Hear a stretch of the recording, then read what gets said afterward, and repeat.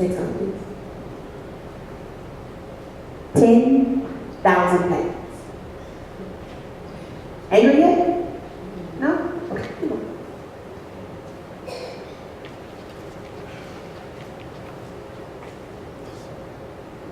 Stop. Trauma. At the very beginning, so I'm a sociologist by my master's degree, but I'm currently working on a doctorate degree in counseling. And one of the texts that we have to use is called the DSM. I'm not going to bore you with a really long title, but it is a book that is updated every so often, and this is how we diagnose mental illnesses. And there's a lot of stuff in there. There's some things that we hear about: bipolar disorder, post-traumatic stress disorder, anxiety. We hear these because these are hot topics. But there are more illnesses in that book. I did not know until I got into the field of study. This is actually my 5th year in this program, and God willing, I will defend my dissertation in 2019. But thank you so much. But I got here because I'm Irma's granddaughter. I am the granddaughter of a woman that participated in sit-ins. I am the great niece of an individual that took the NAACP charter for Port Arthur, Texas, and slid it in between his baby's mattresses to ward off the Ku Klux Klan and came knocking at his door. I am the granddaughter of a woman who, born in 1916, had an occupational title as a domestic. Anybody want to take a guess what that was? Okay, I'm gonna give you a clue. Anybody seen The Help? That was a domestic. They literally went to someone else's home who was white and took care of their family, and then had to go to their own house and take care of their own family. And I want to share something with you that kind of caused me some anguish. I feel like I'm being mean to the people on the other side of the room. I'm saying right here. When I was in high school, you know, your family say you get in the car, you get in the car. I was raised, you don't ask questions. Get in the car, because this is your elders and they're telling you to do something. You ask questions, somebody's gonna swing at you. So I got in the car. And we went to this family's home, and we looking around, I'm like, okay, why are we here? I was standing in the home of the family my grandmother took care of. Instantaneously, I was angry. Now, I was assured that they took very good care of my grandmother. But you're not gonna tell me you mistreated her. I'm talking to you about these things because we were literally born into a traumatic situation. The color of our skin is not something that we can choose. We didn't come here and choose certain pigments. We didn't say, okay, God, when I get down there, I want to look like this. We're not given that option. And on the basis that I was born this way, this is the history that I was born into. But it doesn't end that way. So my grandmother was born in 1960. She was the last of 12 children to actually survive. She passed away December 16, 2008. Anybody know what happened November 2008? President Barack Obama. My grandmother, although not speaking at the time, was still alive when America elected the first black president. That made me cry. Because I grew up knowing the importance of having to break through the glass ceiling that was cemented on top. I wasn't allowed to take education like that. I wasn't given that opportunity. Oh, you were going to school and you were going to get good grades. Because we came from the backs of grandmothers and great-grandmothers and great-great-grandmothers that were not allowed to go to school. So my master's degree is in sociology, and one of the things that I can credit is I had the opportunity to go to an HBCU. I'm a Texas Southern University graduate. Yes. All right, Titus. And it is also where I'm currently getting my doctorate degree, and I will tell you the comparison between a predominantly white institution is I didn't learn anything about black education at my predominantly white institution. It's not a fault of theirs, but there is a filter on education. In order to break through some of the truths that actually happen in academia, you have to go to people who know those truths. When I got to Texas Southern University, people talked to me about the other theories that did not show up in my book. I had an opportunity to find out about the truth about Texas Southern. There are only two HBCUs in this area. One of them is Texas Southern University, and the other one is Prairie View A&M University. Prairie View is, as a result, I won't bore you with all the legal stuff, but there was a land grant that was given, and that is how Prairie View got their land. And they had a requirement that they had to offer that education, and that is why we have Prairie View A&M University where we have it. You notice we never say the A&M part, right? Because although it is a part of A&M, because that land grant meant that you had to have agricultural classes given, because once upon a time, college looked a little different. When Harvard was founded, that university was a breeding ground for preachers, because preachers were the government officials. When African Americans were able to go to college, and I'm skipping this big jump here, we were originally given education as trades. So how to work wood, how to do plumbing, how to do these woodwork, these menial jobs that now we don't think about when we go to universities. Tuskegee was founded under that same premise. Prairie View had to offer agricultural classes, but at one point, no HBCU can have graduate classes. We have been fighting to get equal education for a very long time. And as a middle school teacher, when my students don't want to go to class, it irritates me. Because you have no idea what grandmothers had to go through so that you go here. See, we talk about Ruby Bridges as adults. We don't teach that to our children. So our children grow up thinking that education is just something that's supposed to happen, not understanding that public education is truly a privilege. Because if you go anywhere across the water, it's a possibility that one, you aren't allowed to go to school all year round because you have a job and a responsibility at home, and two, it's not free.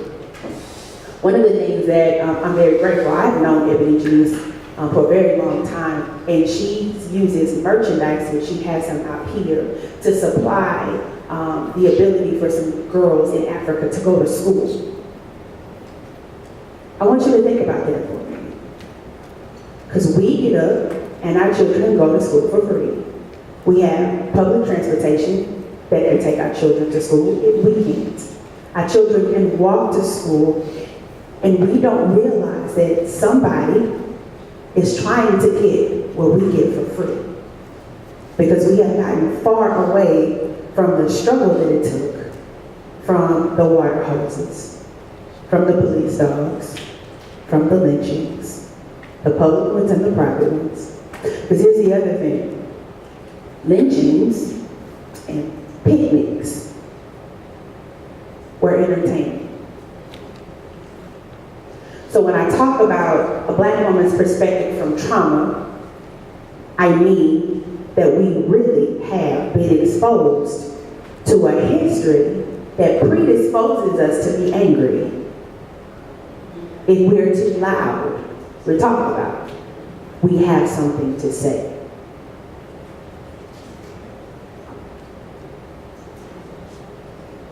But we are resilient. That same grandmother that I had made sure that I went to school, made sure that I had everything I needed. I did not go to school lacking anything. I didn't know at the time what my grandparents and what my mother went through to make sure that I had it. Anybody know what a Title I school is? All right. So I grew up on free and reduced lunch my entire life. Okay? I spent a whole lot of time in the project. Let me tell you something. I didn't know I was poor because my mother's house smelled like bleach. Anybody got a mama like mine? You can eat off the floor literally because she cleaned it that much. Okay, y'all too bougie. I'm gonna go over here. Yeah, I am a middle school teacher. You got to talk back to me. I also know what it's like to eat government cheese. It was the best cheese in the world. Screw Velveeta give me the cardboard box with the stamp on it, and she got to pick up and get some arm and elbow grease to cut it, and it melted just enough to smush the bread together. I'm the only. Hello, Ross. Anybody remember bologna sandwiches?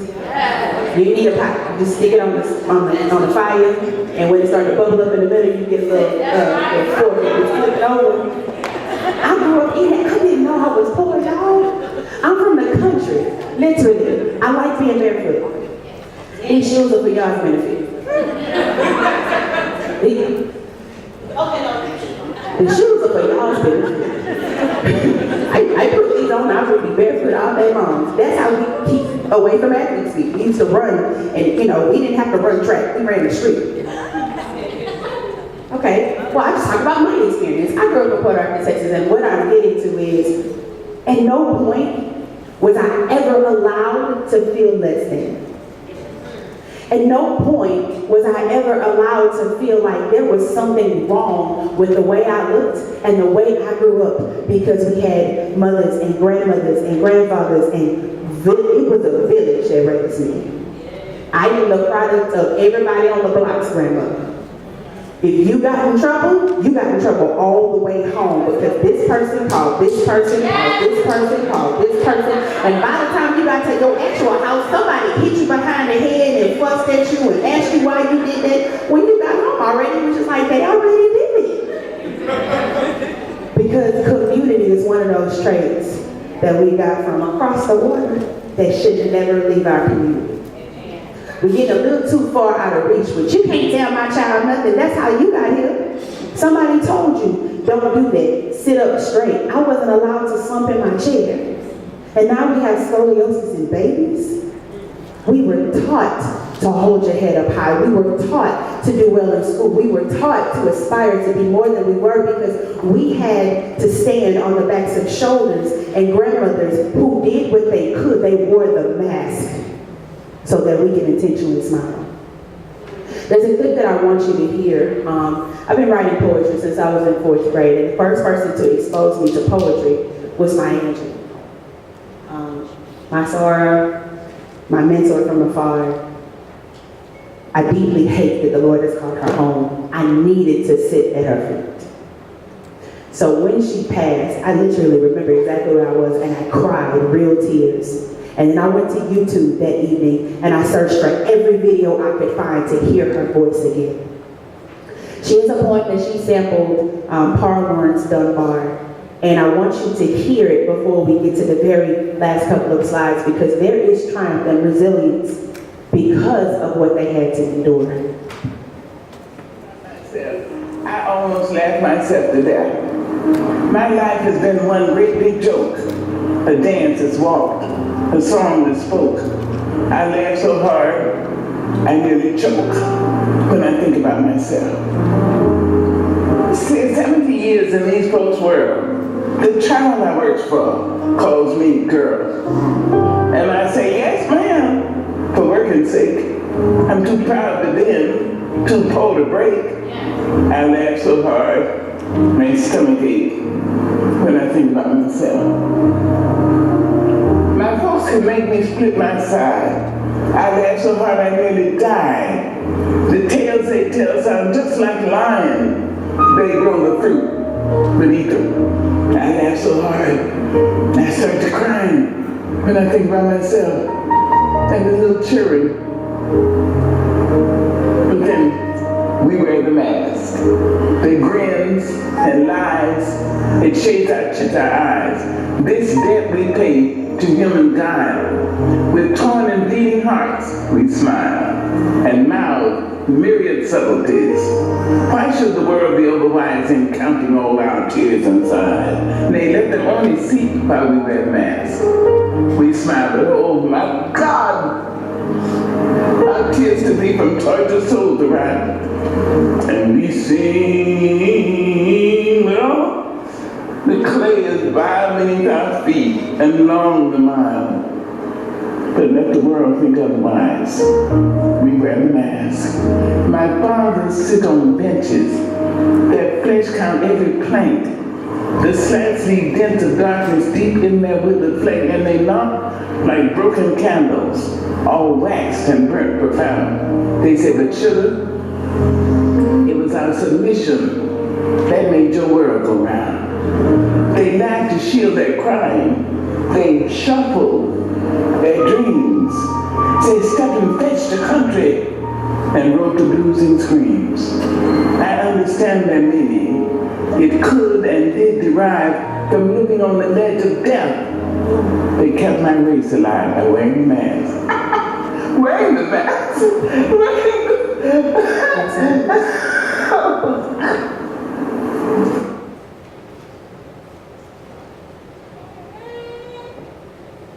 We are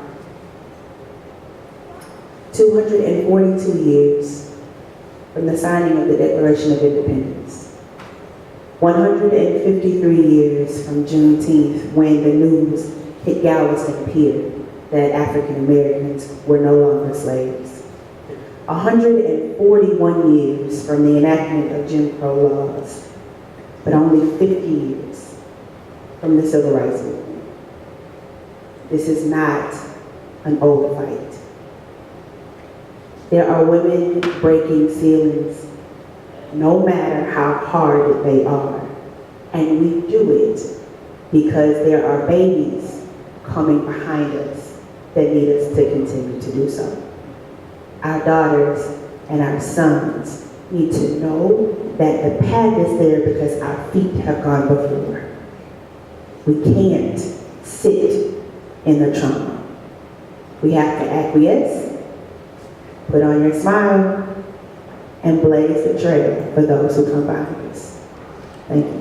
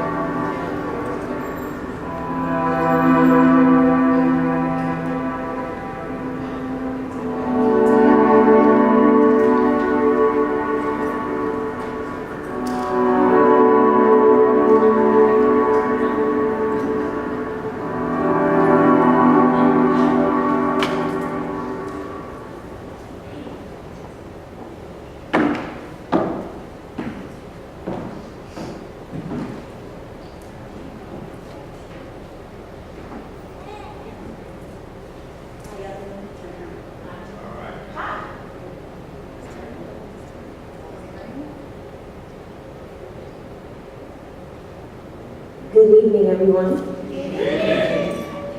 My name is Shawn Flowers Wyatt.